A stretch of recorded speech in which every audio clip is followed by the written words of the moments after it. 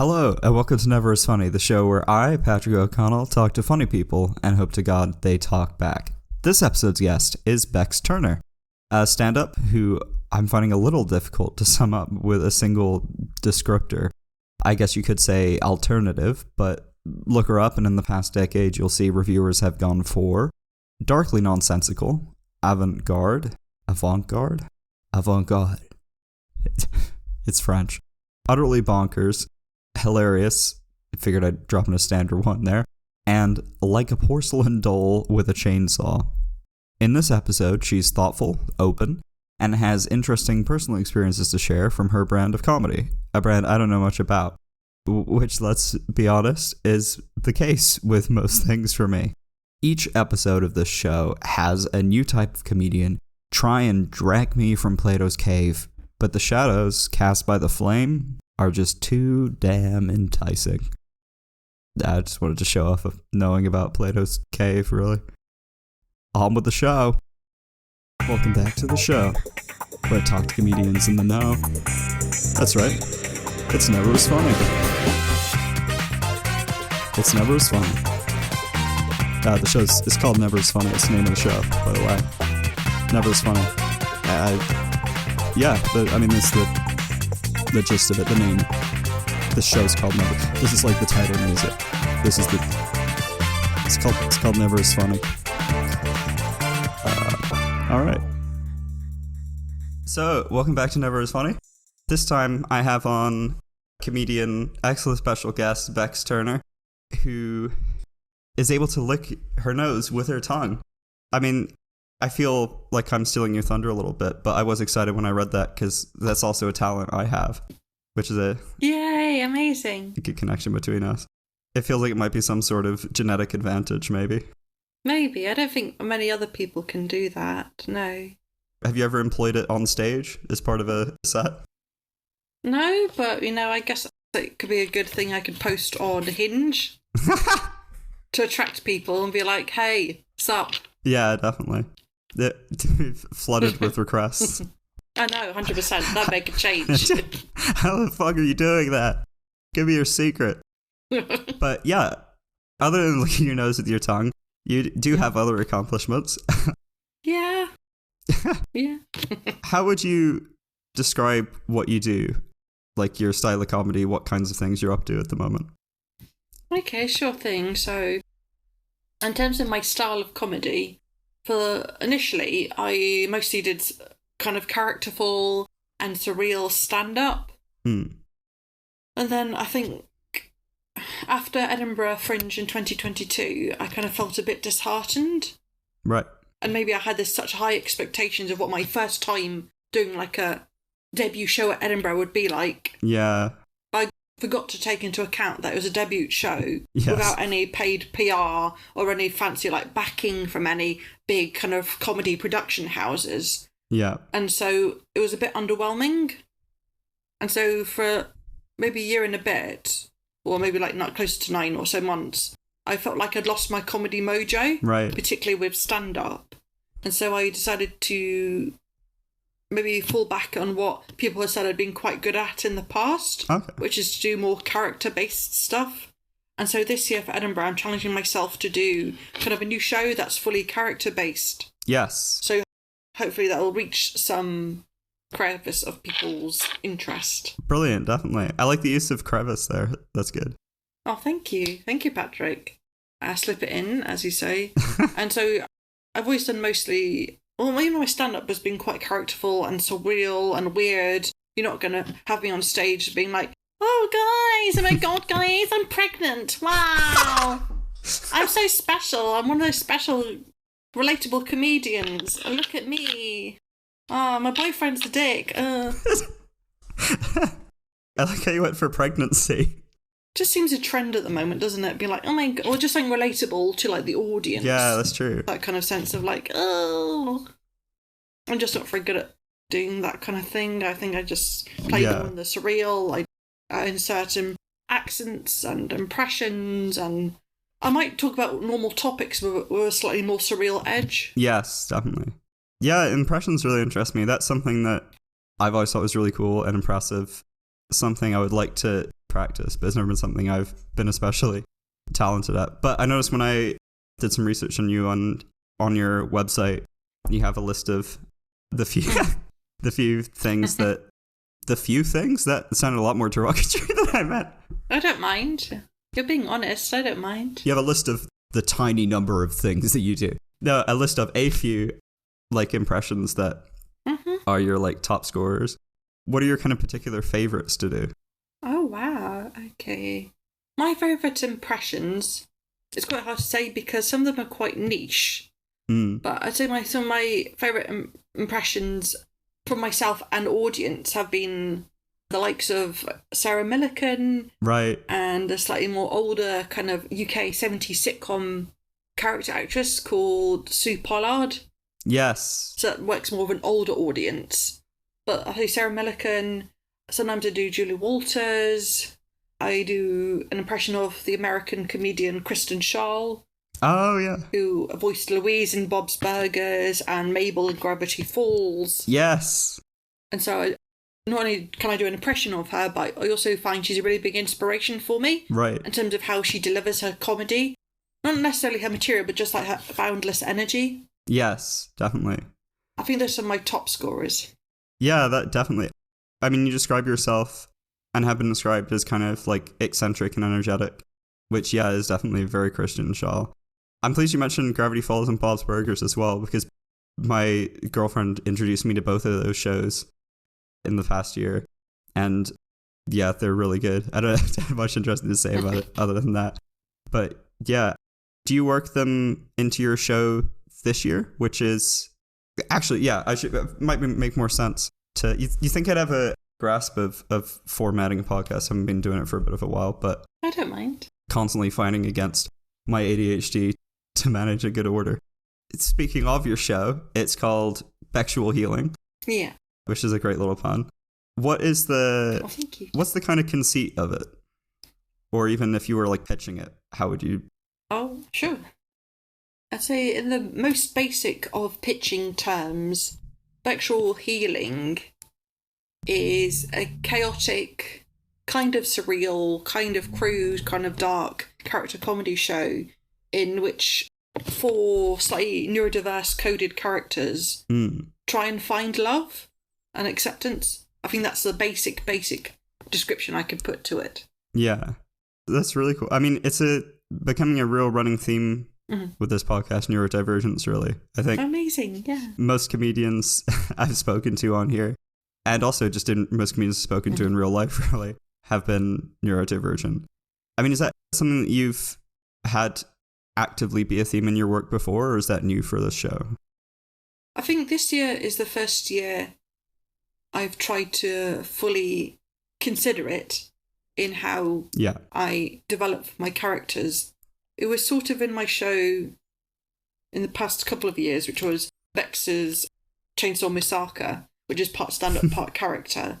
And that had a little bit of neurodiverse side, but it's more under the ropes in a way. Right. Like under the ground with that previous show. This one I'm trying to incorporate it a bit more, even if it is quite subtle. Yeah. There are still elements which might, hopefully for a neurodiverse audience, they'll spot moments of a character's personality where they're like, oh, I felt like this. Yeah. I understand where this character's coming from. Even if it's a slightly tongue-in-cheek look at it, per se. And I'm more neurodiverse, I think, in the kind of more dyslexic and dyscalculia and dyspraxia side. Yes. Yeah, in that sense, yeah. Have you found... Also, again, obviously, this potentially a personal question, so no pressure to... It's okay, don't worry. To go into detail on it. But I find it interesting... So again, I mentioned her again, she'll love this. My girlfriend is dyspraxic. Yay! Have you... Like, when you go on stage and do things, do you find... Like, is it something that you have to work with or, like, fight against when you're doing stage performance stuff? That's an interesting question. I'm not sure I've really considered it on stage, per se, maybe. Yeah, I don't really know how to answer that. I think it's more off stage that I've had to deal with, like, kind of slightly dyspraxic moments. I guess maybe the dyspraxic elements might come up sometimes if I accidentally tumble onto stage or... Yeah. I misjudge, like, if you've got, like, a really short stage at some of the smaller pubs or clubs, sometimes I, like, accidentally almost fall off the stage, and I'm like, oh, no. Yeah. But I don't think it affects me too much. Yeah, okay. That's good. I've had that experience with the really short ones. But I guess when you're doing character comedy, potentially adds to it. What types of characters have you got in this new show, then? Well, sure. So, in my new show, the types of characters I have involved are, well, the kind of ringleader / narrator of the show, if you'd call it that, is a Maybe West, who is obviously a parody of Mae West, but is this very... She's just a very bad sex symbol. Right. I think she doesn't necessarily understand that she's not seducing the crowd very well. Right. I mean, she thinks she is, but she doesn't quite understand that. Like, her chat-up lines and her innuendos are just a little tinged with something a little bit like, ooh. Yeah. A little bit awkward and a little bit like, ooh, a little bit gross. Yeah, definitely. I've got a silent film character called Silent Film Sally, who's quite naive. She's very quiet, but she's got little hints of cheekiness. Right. I've got Auntie Madge, who's like a wartime agony aunt, who is quite crude, right, yeah. quite vulgar. And then the final one, I've got Princess Franchise, who is quite miserable. I think she's one of the slightly darker characters. Okay. Yeah. So just 4 main characters. Okay, awesome. Then like one who's more voiceover based, but he's more of like a maybe part of the story, and that's to do with the main characters. Oh, okay. He's still connected, but he's more in tune with the actual storytelling and narrative, but they're not seen person. Yes, you said voiceover based. Is that you having done a recording, or are you working with someone who's like doing stuff off stage? Oh, during the autumn, I did a really cool series of workshops. Okay. With the Museum of Comedy. Yeah. Above Your Nerve Theatre Company, who ran like an autumn series, I think of like 8 or 9 weeks, where we practiced character and like sketch comedy. And so some of the networking I did there allowed me to kind of ask some peeps on that course to help me out and provide voiceovers. Yeah. For some of the characters who aren't seen physically. Yes. But more play into the plot of the story. Okay. Yeah, that's cool. Is that something you've worked with before, using voiceovers and things?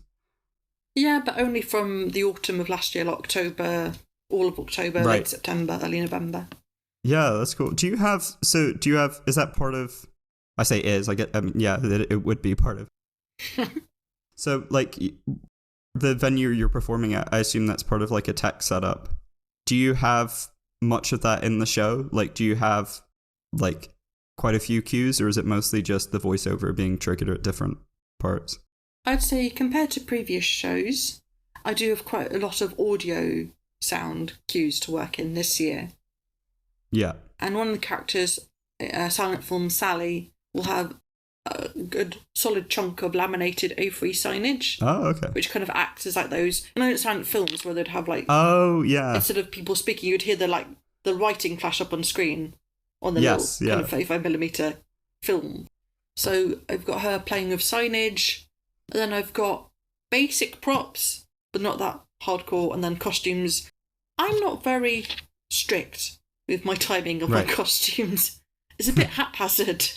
And so there are costumes, but if you're expecting it to be like boom, boom, boom, boom, it probably won't be.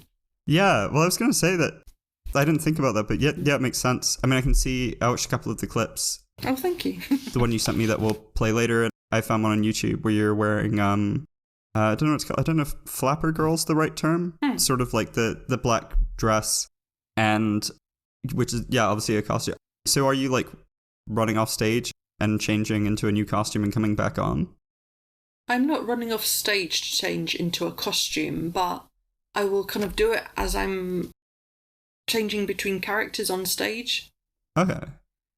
So in my costumes, for example, on my head, for maybe Western Film Sally, I've got a turban, like a black kind of vintagey. Yeah. It's just like a black 20s film actress turban. But underneath that, I've got a kind of wartime housewife headscarf. Oh, right. Under the hat. So that's tucked underneath. I have some elements I've got like costume under costume kind of thing. Oh, right. That's cool. Is it comfortable? wearing kind of layers of costume? Does it get hot? Well, it's not too bad, just because most of the layering is on my head. Right. Although I will say in 2022 in Edinburgh, Yeah. I kind of had a costume reveal where I had all my costume bits, but for my final character, I'm not doing him this year. Yeah. But in 2022, I did this kind of Australian. Its full title was The Ancient Egyptian Australian Pharaoh of the Dunny, Ramesses III. And he was part Australian, part ancient Egyptian pharaoh, who was also a cleaner of dunnies, aka toilets. And so I had like it's hard to explain without seeing it. He had like costume reveal where like I found this swimsuit. Yeah. Like a lady's swimsuit, but it had like a hairy man chest on it, printed on it. So I'd take off my t-shirt, and then at the end of the show, people would get like a hairy man chest reveal. Oh, I see. So that was a bit sweaty sometimes. That got very sweaty because it was like really cheap nylon. Yeah, I can imagine. Are you also wearing the costume when you're... I mean, I say when you're... I assume you're flyering and things for the show? Not sure yet. Not sure my plans for the costume while flowering yet. Yeah, because I do wonder... There's a couple people I spoke... I mean, I spoke to a couple episodes back to a clown, Lil Wunker, who... Well, because they're clown, they wear pretty heavy costumes. And yeah, in the summer Edinburgh heat, it got pretty uncomfortable towards the end, I think, for them. But yeah, that's cool. I think, yeah, with the characters you're playing, have any of the ones in this show, have you used them in work before? Or are they all new for this? Whether the characters are new or not, I'd say it's half and half. Okay. Some of the characters are quite old, but they've been developed over a period of time. That's particularly relevant for Auntie Madge, who didn't used to be quite so crude, and she was more naive. Right. And I developed her on YouTube, on my original YouTube. Okay. Which I think was called Leela145, after Taronga Leela from Futurama. Yeah. And so I used to do lots of weird character stuff. Like, I had a really bad impression of Stewie Griffin on there. I did Doctor Who, but with Alan Carlix instead of the Daleks. So it's Alan Carr, the comedian, but like a Daleks. And other weird stuff that a lonely, bullied teenager posts on YouTube. I got rid of it at uni. And then the original Auntie Madge did have a few sketches on that channel. Oh, right. Like really, really early Auntie Madge was definitely on there. And then I'd say stuff like... I'd say the most recent character is Princess Franchise. Okay.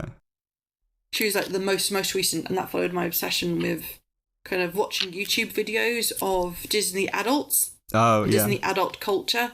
And it kind of developed from there to create this character, this princess, who was completely hated what she was doing. Right.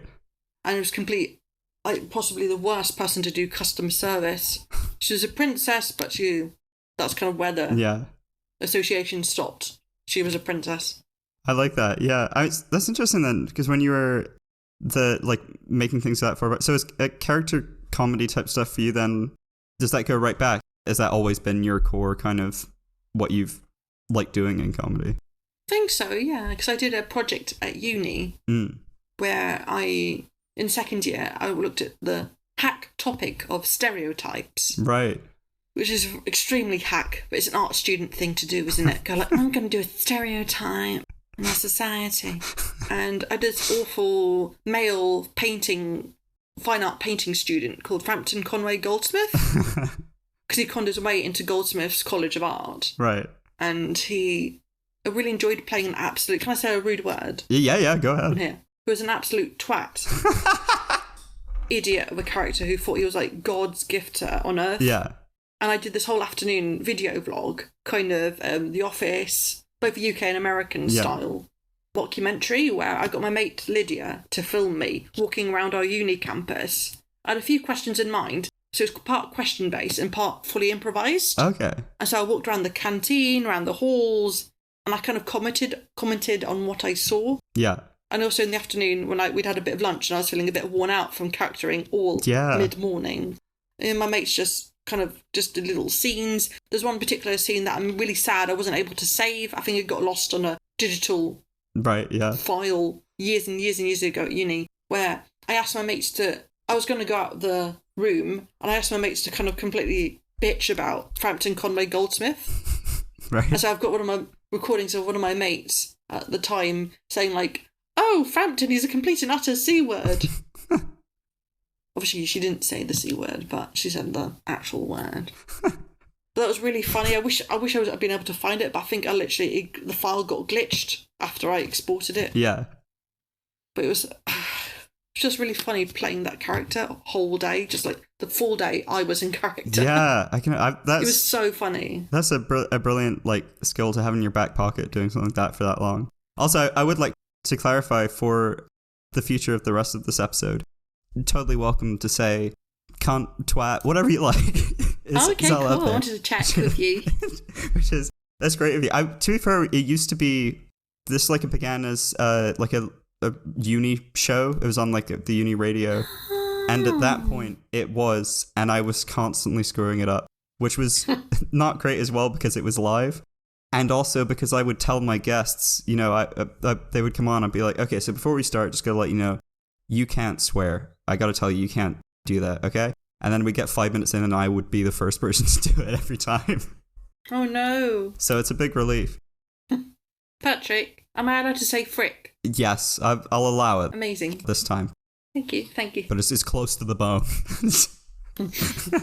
But yeah, I mean, doing character that long is great. You mentioned improvising a bit in it. Is that in your show at all? Do you have any kind of improvisation, or is it pretty scripted?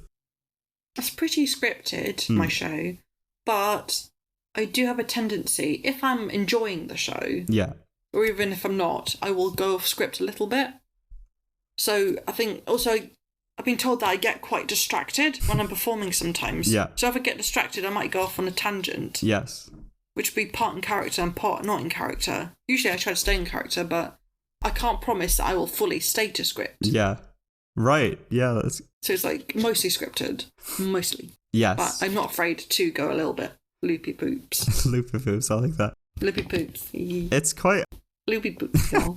So like from the clip I saw on the page for the Fringe show, it's like, yeah, because it's quite scripted in terms of, at least in that clip, it's like a series of kind of jokes. I said kind of joke. Yeah, jokes. It's okay. I don't mind. That's honest. Isn't all alternative comedy kind of jokes? That's very true. What's your process like for writing those? What, the kind of jokes? The kinds of jokes, yeah. Honestly, in terms of the process of creating and developing and writing jokes, I find it quite hard to just sit somewhere and be like, oh, yeah. Write a joke. It takes me ages to come up with a punchline where someone else will suggest something and I'm like, oh, yeah. Yeah.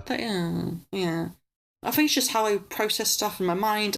I just take ages to work out a punchline and I'm like, why won't this work? Why can't I think of a punchline? And I think maybe it's because I'm either trying to make it too clever or too complicated or I'm just overthinking it.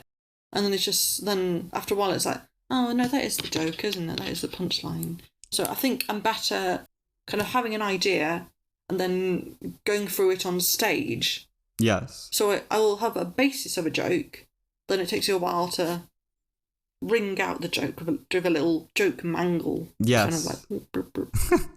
Yeah, definitely. Especially as well, I think the longer you stare at, like, when you're writing something like that, I feel like a lot, for me at least, the longer you stare at it, the more it starts to feel like, oh, this isn't funny. It just is. Because obviously you're not hearing it for the first time anymore, and also you're not getting the context of the delivery and things.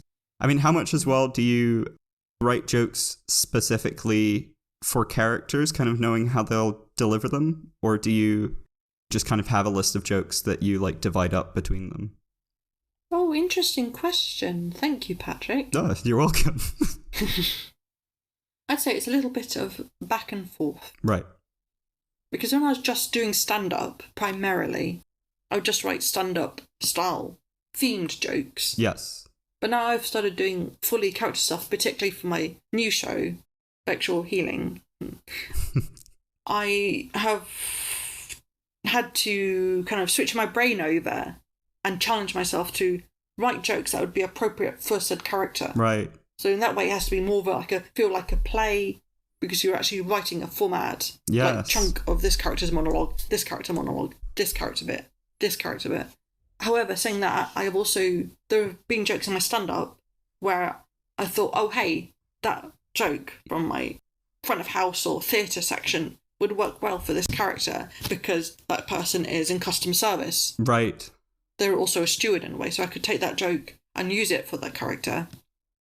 And I have also themed jokes to the character, particularly with maybe West, where I found it quite easy to rattle off loads and loads of I like my men like I like my something like pun-based joke. And so that was quite easy to write. If once you get into a flow, that's quite one of the easier characters to write bum bum bum for. Yes. If you see what I mean, like joke kind of thing for. I do really like the one that stuck in my mind a lot and really got me was I bet I butcher it now, but it was something I'm pretty sure it was I like my men like I like my chessboards fingered by a socially awkward character.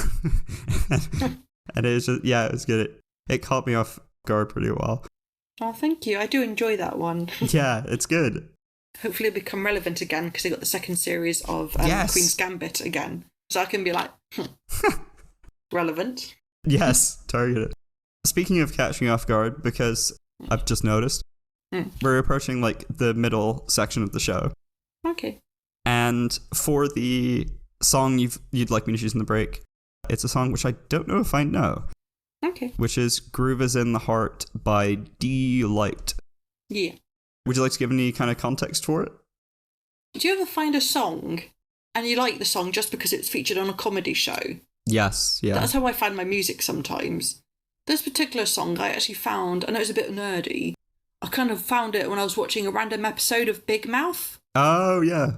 And I was like, this is a good song. I like that. This is my jam. And then so every so often I'll have a listen to it. That's good. And I really like the vibe of it. It's really positive.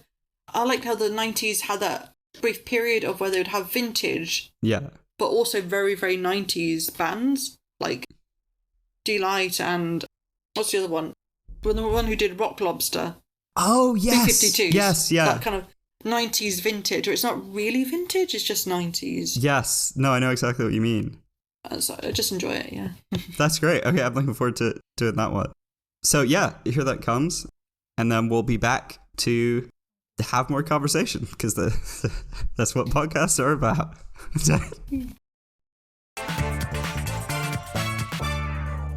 All right, middle section. No time to waste. Let's crack on with it. Bex can do impressions, can she? That's great. Good for you, Bex. But you know what? Big Papa Horse runs this barn. I'm Big Papa Horse. And it's like an Animal Farm-esque scenario where I'm king. Yeah, what do you keep in a barn? Horse. And who runs the farm in that movie? Animal Farm? That's right, the horse. But it was the horse, wasn't it? Hang on. Pigs? Fucking pig? Are you... Hang on, who wrote this shit? George Orwell. Okay, first of all, either both of you wrote this book or one of you did. There's no war about it. Second of all, have either of you ever seen a pig in your life? They're idiots. So what happens with the horse? Oh my god. They turned him into fucking glue. Sorry, I just, they turned him into glue. Okay. Middle section. I went to Durham University, so I'm going to do an impression of a posh Durham student reading the song Groove is in the Heart by Delight. I don't mean any offense to posh Durham students if any of you are listening. Some of you guys are really nice, as long as nobody asks you about your social or political or economical views. The chills that you spit up my back keep me filled with satisfaction when we're done. Satisfaction of what's to come. I couldn't ask for another. No, I couldn't ask for another. You know that's right. Oh, hang on. Monty boy. Yeah. The new dirty motive for tonight is that Box is coming. I know, yeah. So we'll have to have that wacky backy ready, mate. You know that bloody Boxer won't smoke a rollie unless it's a spliffy. What? They turned him into glue. That's actually so peak. So yeah, welcome back everybody to the second half of the show. I was thinking in the break But a couple of things to your show. So, for example, you mentioned doing character stuff early on YouTube. You described yourself making videos as, I think you said, a lonely, bullied teenager, which, same. Yeah, lol. Slay. Slay, absolutely. It's giving struggling teenage years. Yay. But, and then do personal stuff like having neurodivergence run through your newer show. You mentioned having kind of a darker character. That I find it interesting talking to different comics about this, or hearing different comics talk about how personal their stuff is. Is that something that is core to you, to what you do, kind of putting in your own personal stuff into things, your own inner darkness, if there's a way to put it? Or is it more of just kind of a side effect of making stuff? How do you mean a side effect? Let me think. I think I mean, like, is it like, you don't really think about it when you're making the show, but maybe some of the, like, neurodivergence again comes out just because it's part of who you are when you're making stuff? Or do you sit down thinking, I want to talk about and explore things I've struggled with or stuff like that? Okay. I'd say for the darker elements, but whether they just flowed because that's what the show brought up or because I deliberately chose to insert them. Yeah. I feel in the previous shows, I didn't quite go as dark, and it was more focused on just being, this is just going to be funny. Yeah. This is just going to be weird. And then however, I think for this show, there are definitely elements of the characters which I have picked out, specific, slightly sadder memories or things that have happened to me that if I was to do in a stand-up set, haven't quite worked as well. Right. Because picking out little core memories for me, which have happened to me, or they've happened in my family, or that type of stuff. Yeah. And so there are definitely very deliberate choices for my new show to pick up darker elements or darker bits of stories. Yes. That are very much true or hidden in truth. Interesting. How did you find doing that? Like, did you... Because I know I have in the past, I spoke to a comic recently who'd had to balance... The episode's actually coming out after this one. Yola Lu, who their show is very... It's called Help My Vagina Is Trying to Kill Me, which is a great title. And it's about... She covers dealing with having herpes and a miscarriage and getting diagnosed with pre-cervical cancer, like really heavy things.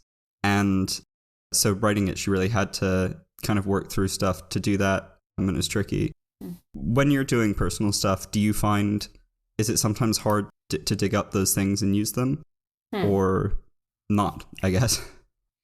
I'd say it hasn't been hard to dig up these personal stuff.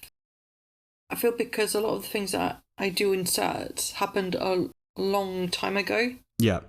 And so I think because of, say, neurodiverse edge, sometimes when I was younger, I was probably quite naive, and so some stuff that did happen, I probably didn't realise, that was a bit fucked up until much, much later on, or at least recently. I know my current stuff going on up here has kind of also influenced how I've done the show or how I felt during the show. Yeah. It might have been related, but it hasn't been fully related. I think maybe the thing that was most related was me trying to find good confidence. Sorry, I didn't say it right. Good confidence, or pronounce it right. Good confidence. And I think also some elements I think just been challenging to think about, because I know for me personally, the one thing that I don't like talking about on stage, because I find it very personal to me and I find it quite difficult for me to do in my everyday life, is I don't really talk about relationship stuff on stage. Right. Just because that's one area. Because I've always been with the neurodivergent side, I've always been very shy, particularly when I was younger. And it took me a while. The comedy helped, but it took me a while to be able to get better at connecting and chatting with people in a friendly manner. And so the slightly more relationship, intimate side has gone up it's a bit like a level too far for me. Yes, yeah. For a long period of time. And so I find it a really sore topic for me to talk about. And so that kind of side of me feeling lonely, or not on the friendship side, or even I've got loads of friends or comedians I know. It's more on the intimate side. And so that's really kind of been a bit challenging dealing with that, and also kind of creating this show where one of the characters is very much openly Right. showing off her sexuality Yes, I see. on stage. And so it's quite a contrast, and I think that's kind of tinted how I've written some of the storyline Yeah. without me realising. Right. So it's like a mixture of both. It's a mixture of both. Yeah, that's really interesting. I mean, have you found, I guess, sort of like, how long have you been doing or workshopping or previewing this show? I say officially doing actual proper previews instead of just little snippets of a character here and there on a lineup show. I would say it was really from May during the Brighton Fringe. Yeah. This is when I started pulling together elements of the show and finally having a show that is sort of ready to show to a wider audience. Yeah. As I've been doing previews here and there, I possibly only really had to cancel one preview because of the football and the hot weather. Yeah. But I think at the moment a lot of shows have been cancelled for that reason. And so I've only really had to pull one preview. Some previews haven't been under-attended, which is not great. Yeah. Because I'm not TikTok famous. So everyone seems to be now, but... And though I did one in Nottingham with Club Wormhole, which are a really cool alternative comedy night. Oh, right. And I did that with James Ross, and that was a really good turnout. And I've got one tonight in Brighton, so we'll see how that goes. Oh, excellent. Good luck with that. Yeah, because I was Thank you. just wondering, I mean, I guess in general, progress with it, but especially like you were saying, the character is like open about the sexuality and that being kind of a new challenge, possibly. Did that take a few times to feel like you were confident and comfortable doing that on stage? So I'd say in terms of creating a character who was very much showing their sexual side on stage, I don't think it was too hard for me to develop because it was kind of hiding behind the facade of a character. So it was allowing me to kind of be a bit more audacious, a bit more salacious. Yes. A bit more wild. Whereas if you were to meet me in a normal group setting, I know that I wouldn't be as flirty. Yes. Because I'm not very good at that. I just find it so hard. It's a really tough sore area for me to do in everyday life. But I think as you can hide behind a character on stage, you can kind of get away with playing definitely. On stage I am playing said sex symbol. Yes. She's a crap one. And maybe I shouldn't have made her a crap sex symbol. Like one who's completely inept at it. Because I did think about this the other day, in that why do I always have to make it funny? Right. Which is interesting to think about. Like, why do I always have to have a comic turn to something? Yeah, that is interesting. And why can't I just be that? Yes. Which is a really hard philosophical thing to think about. No, definitely. I think that's more my everyday life and less stage-based. Yeah, that's definitely true. I mean, I've found that myself. I've spoken to a lot of people who've had a similar experience of comedy or stage, being quite shy. I mean, I'm like that. I'm quite shy and awkward in real life. Yay!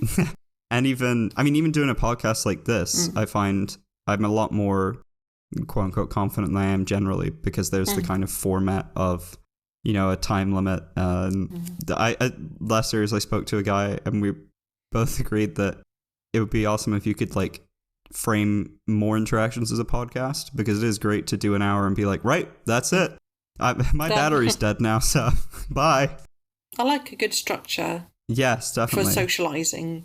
But yeah, has that always been a thing for you? Do you think of like a kind of comedy and stage and stuff being an outlet to be more confident than you might be in daily life because you can create personas? 100%. I agree with that. I do find it easier to be a bit cheekier, to be a bit ruder, a bit more teasing to audience members on stage. Off stage, it'll be a big like no zone. Off stage, you can't judge when you've gone too far. Yeah. Because there's certain parameters. Whereas on stage, it's kind of a bit of a free for all.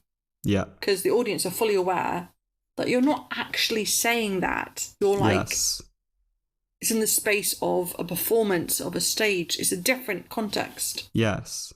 Yeah. On stage, you can just be a bit more free. You don't have to constantly think, oh, if I say this person is going to react, but they're going to react subtly, or like with how they hold their arms, or how they like with their eyebrows. Because I've watched a video on TikTok of like, can you read their body language? Do they like you? And I'm like, Do they? Yeah. That person has rubbed their chin and talking to me. They must fancy me. Do you know, it's just like, what does that mean? Yeah, definitely. So I think I definitely I am a lot more confident on stage. I should take that to off stage. There's always that little thing in your head where it's like, read the cues, social cues. Oh, yeah. And it's just like... Yeah, it's definitely easier said than done. 100%. I mean, how do you feel about doing... Because, again, one of the clips I watched, there's a little bit of audience interaction. Just, like, off the cuff. How do you feel about doing that? Does it throw you off if, you know, someone says something and you want to do a bit of banter back and forth? Or are you so in the character and the performance that you can just react to it? In terms of audience interaction and banter, I found it quite hard to get comfortable enough to do audience interaction or chat with an audience or banter with an audience. I know some comedians, they can be instantly relatable. Yeah. They can be like, oh, but for a while I refused to do audience interaction. I said I was one of those comics who just didn't do it. Yeah. And I think that was maybe a lack of experience. And so the more years I've been going, the better I've kind of got at doing that interaction, little by little. Yeah. I think what really helped, I feel, was doing new material nights. There was a period of months, quite a few years ago, where I would just do new material nights. And I found that really helped me to give less of a fuck about a joke not landing. Yeah. And it allowed me to work out that, hey, it's okay to be a bit more experimental on stage. Yes. Nothing's going to happen. So I think those really helped, specifically new material nights really, really helped that energy, because it didn't really matter at the end. Yes, definitely. So I think it's really helped that. And I've definitely got a bit more fun and colourful interacting with our audience on stage. However, I think it also depends on how much the audience are laughing or enjoying or going in your favour. Yes. The whole gig's in your favour. If the gig's going really well, then you can kind of get away with being a little bit loud. Yeah. But if your gig's not going too well, the audience interaction can feel a little bit like, oh, I'm trying to save this gig, I'm trying to save it. Yeah. No, definitely. And then it's like, the audience is like, it's that period of like, the audience are now like, Yeah, absolutely. I mean, I've been in that, in one of his second or third set, it went very poorly. What, your set? Yes. Oh, okay. And, I mean, to be honest, I quite enjoyed it in retrospect, because it felt like, you know, now I could go up to people and be like, yeah, I had a set and it bombed, but, you know, that's just part of what happens when you're a stand-up like me. But, I did that thing of, even once is very risky, but like multiple times I sank more and more into the stopping and going like, wow, this one isn't going so well, huh? Which the more you do it, the more desperate it seems, and the audience really doesn't. So yeah, it's a very fine line to balance.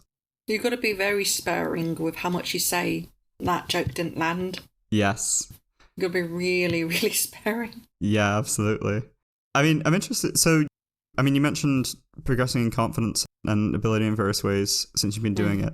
I think, again, on your site, it said you've been doing it for 10 years now since uni. How much has kind of your comedy evolved in that time?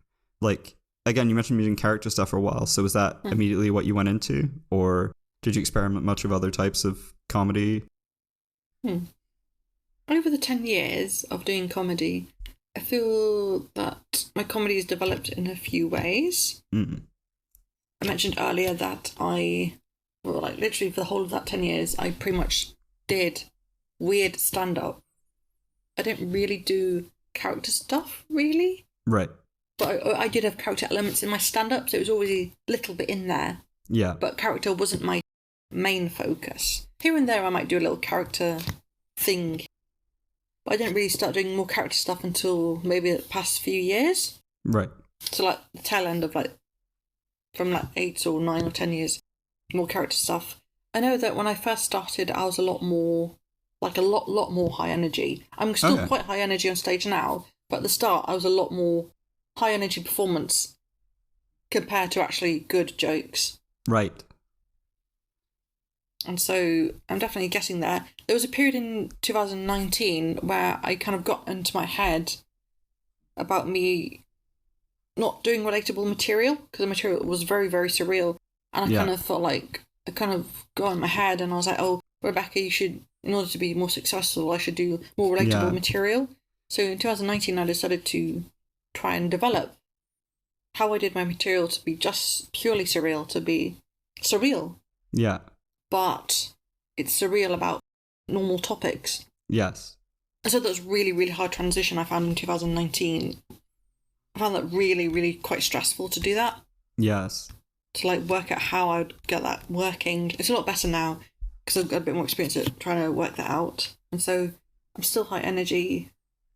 I was just trying to play about, like, working out how, yes, I'm surreal, but I also need to have the edge where it's also slightly more relatable.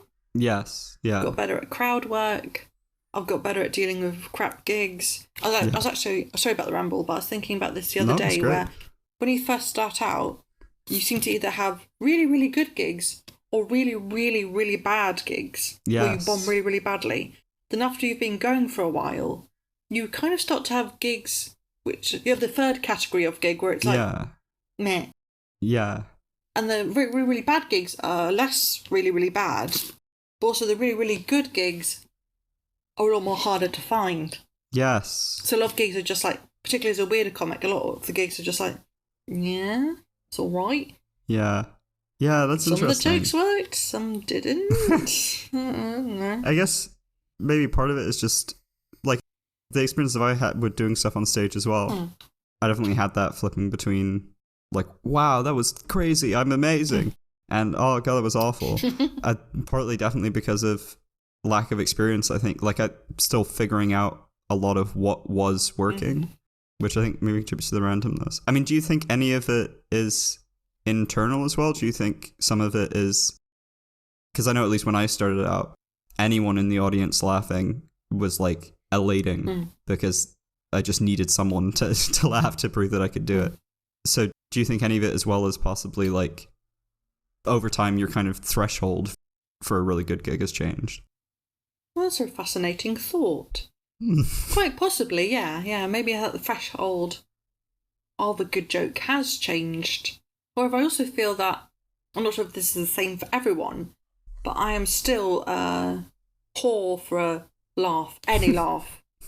Any laugh will matter. I know some comics are like, oh, but I've got to have a joke, I've got to, like, you just make people laugh with just my words, but you don't have to. No, I'm a laugh whore as well. If you've got something, even if it's not a joke, if it's just you farting about on stage and you get a laugh, you have earned that laugh. Yes, definitely. You've earned it. But I feel there is a higher threshold of, like, maybe more judging yourself, or, like... And also, because you're more experienced, maybe you recognise, oh, after the gig, you're like, oh, I should have done more crowd work. They weren't really a material audience. You're a lot more picky about what would be funny. Like, you're like, oh, yeah, this joke is funny, but they weren't finding it funny. It's like, why? Yes. Because it is funny, but they weren't finding it funny. Yes. Maybe. No, that's always frustrating. I even sometimes find it frustrating when I do something that I didn't expect to be the funny moment and they laugh, because it's great, but it's also a bit like, okay, but why? Because that's not what I meant.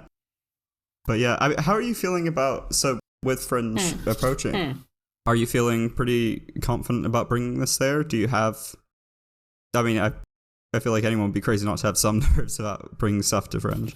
But yeah, what are your kind of feelings or anticipations about it? I think my feelings for the Fringe this year, I'd say it's a little bit mixed. On the one hand, I feel that I was able to manage the marketing side a bit better. Yeah. Obviously, I don't really have the same budget as, like, someone who got, like, funding and stuff like that. I don't really get any of the funding things, which isn't great, but, you know, that's always a bit unfair, but never mind. And so I also, I posted online, and someone said, oh, hey, maybe we could do, like, a social media swap or an ad hoc thing. So for a while they helped me. Right. They kind of did a draft. They, like, created a professional press release for me to send to people. So I didn't necessarily have to think about it, cool. Which is really nice of them. Yeah. And they kind of talked to me about some ways I could market on social media. So we've been kind of doing a back and forth type thing like that. Also, I've been a bit more brave, and I've kind of been a bit more on it in actually contacting the small baby steps. I've contacted people to review my show, but I've kind of really tried to focus in on that. In terms of the stress side, I'm one of these type of people, I'm not sure if it's like this with yourself or other comics, where I don't think I'm stressed, but my body subtly tells me I'm stressed. Yes. Because at the moment I've been having quite a dicky tummy, like a stress tummy, so been stocking up on all the mint capsules and the mint teas. Yeah. So, oh, you're right there. I think y'all are frozen.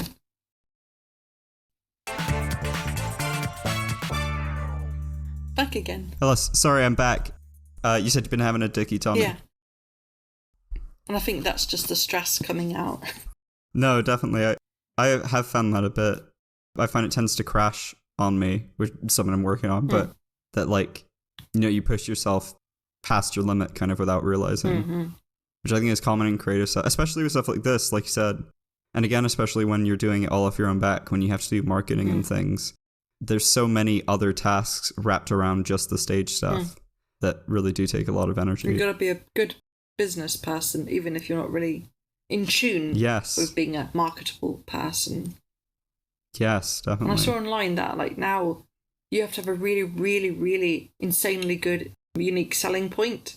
And it's like, you can't just have a basic one. You have to have something that's like... Yeah, the elevator pitch.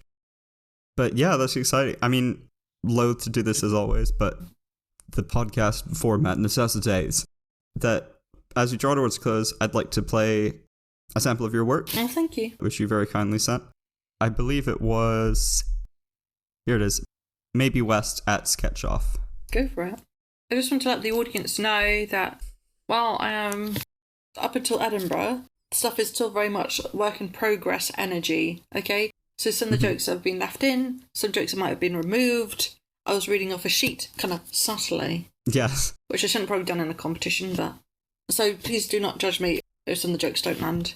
They will get there, but please play it. Oh, definitely. I mean, anyone who's been regular listening to the show will... I hope they have the same thoughts about me doing this, so it's all good. But, yeah, I mean, would you like to introduce it a bit before I play it? Yeah, sure. This is... Hello, everyone, on Patrick's podcast. This is just a little clip of me practicing a character who will be in my new show, Bexual Healing. She's the main narrative. Her name's Maybe West. She's kind of a really bad sex symbol, 1930s kind of film starlet kind of thing. Yes. So enjoy the clip, is all I can say. Brilliant. Here it comes.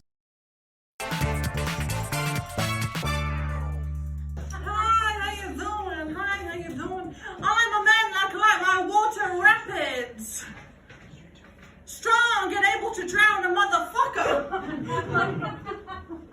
And I'm a man like I like my Hamlet. Danish.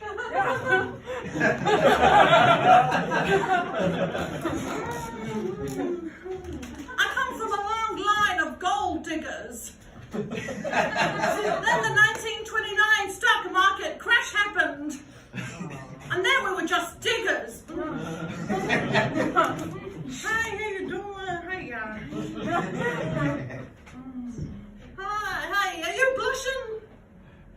Or do you just have hypertension? Yeah, calm down, pussycat. I'm a man like I like my chessboards. Logical and fingered by a socially awkward character played by Anya Taylor-Joy.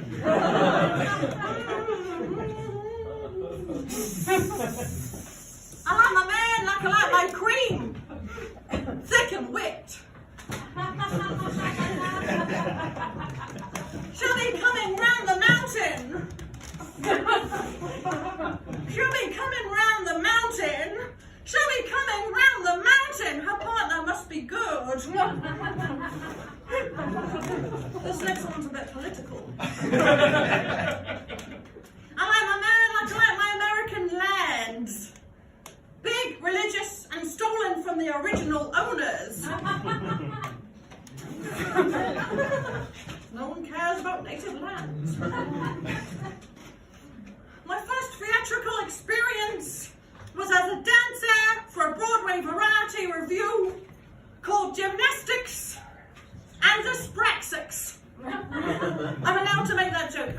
dyspraxic. And it was so much coordinated and uncoordinated movements that the audience thought it was an orgy. Boy, was I inspired. So, I lost my virginity to my gangster boyfriend, Tony Tits and Ass. A few years later, I went out with his reclusive brother who hated dairy and fish, Jimmy Ricketts. Relate in the dark. I like my man like I like my Henry VIII, with gout.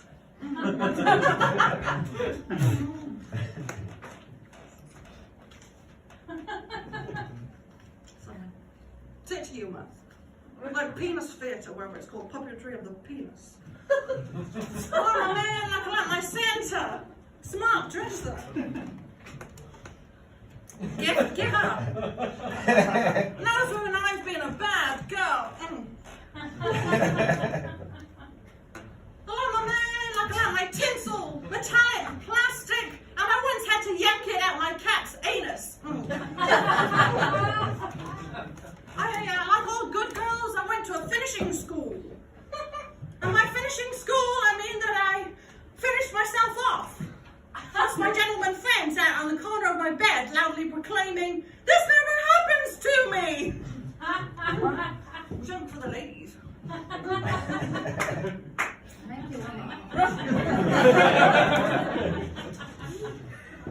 had my first period in 1912. It was chemistry. Hey, will you bromine? So clever. I passed the bloody clot so thick, it had the consistency of a blueberry pancake. Thank you. Before I go, I like my man like I like my stand-up comedians. Creative, but poor social skills. Like helping maybe West.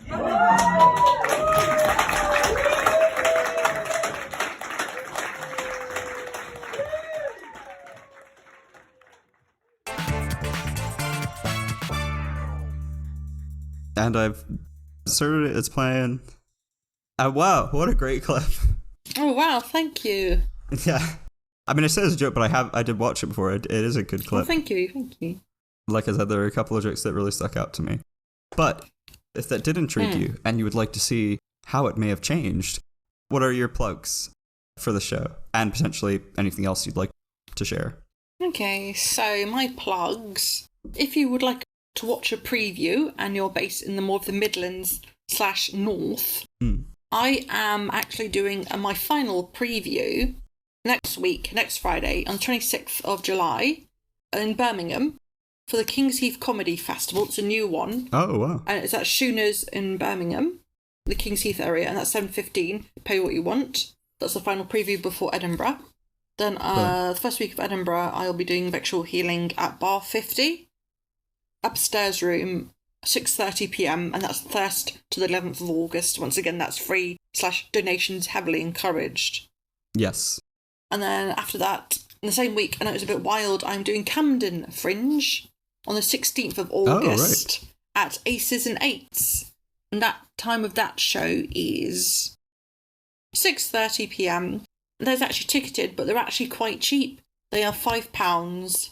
Oh, excellent. That's a steal. And so I do need to get bums moved for the Camden Fringe show. That's all for Bexual Healing. If you want to say hi on social media, my Instagram and my Twitter are both at Bex Turner Comedy.